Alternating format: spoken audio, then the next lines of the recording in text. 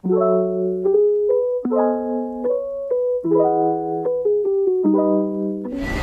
so dito na ako sa Ayana Malls, Manila Bay. Matulog ako. Check ko yung area kung saan ako magbubus.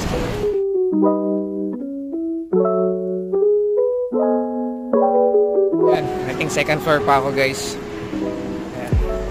Lakad-lakad muna tayo. Hanapin ko yung area kung saan ako magbubusking ngayong araw. First time ko rin dito.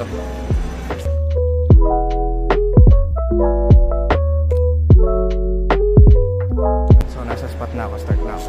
I found a love for me,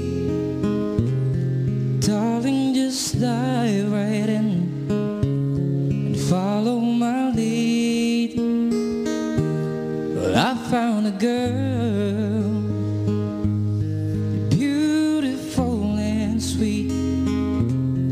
I never knew you were that someone waiting for me, 'cause we were just kids when we fell in love, not knowing what it was. I will not give you up this time, but darling, just kiss me slow. Your heart is all I own, and in your eyes you'll be mine. Yes, baby, dancing in the dark with you between my arms, barefoot on the grass, sitting to our favorite song. Oh, now is the time. Stars will be brown, bodies will move on through the night. Come take my hand, baby, we'll fly. Come on, baby, say.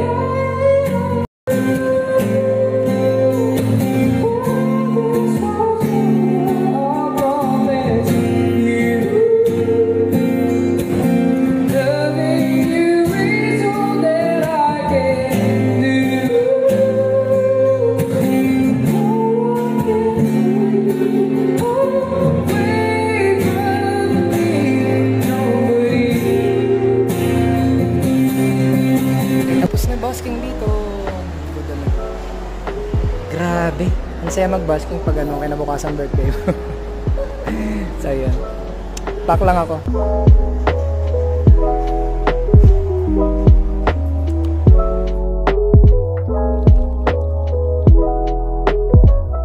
Yan, tapos na. Dito yung spot niyan sa may ano, Filipino Village sa Ayala Malls. First time ko dito. Ang saya. Tapos eto, closing na naman. Ako na lang, isa ako sa mga natirang tao dito. So, how's the experience? Katulad lang din ng ibang Ayala Malls dito. Madami ding mga hindi siya na tumatambay actually, katulad ng Fairview Terraces. Pero mababa dito yung mababa yung 50 pesos bibigay sa'yo. So experience, masaya, magandang experience dito. Hindi ka masisero. Kaso pakiramdam ko bago akong busker. Kasi 3 araw ako nagpahinga eh. Wala talagang boses. Ngayon, medyo wala pang boses, pero pinush ko na. Kaya yun. So, till my next vlog guys. Susunod ulit. Bye.